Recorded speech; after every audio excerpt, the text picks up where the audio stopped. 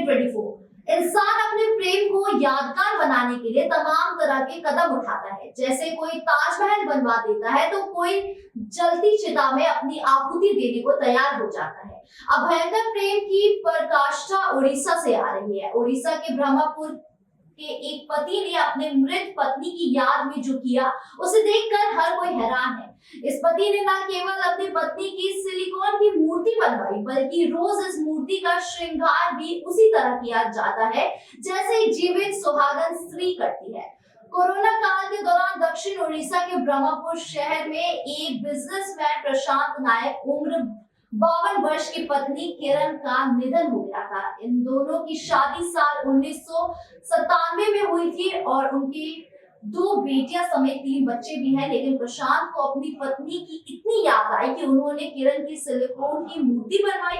ये मूर्ति दिखने में बिल्कुल जीवित लगती है और ऐसा लगता है कि कैसे किरण जीवित हो गई हो। प्रशांत ने अपनी पत्नी किरण की सिलिकॉन की मूर्ति को अपने ड्राइंग रूम में रखा हुआ है। ये सोफे पर बैठी हुई मूर्ति है जिसे प्रशांत ने अपनी बड़ी बेटी की शादी के दौरान साड़ी और जेवर पहनाए थे। उनकी बेटी महक इस मूर्ति की नियमित देखभाल करती है और मूर्ति की साड़ी और गहनों को बदलती है। महक अपनी स्टूडेंट है और एमबीए की पढ़ाई कर रही है। प्रशांत का कहना है कि जब वो इस मूर्ति को देखते हैं तो उन्हें लगता है कि उनकी पत्नी उनके साथ है।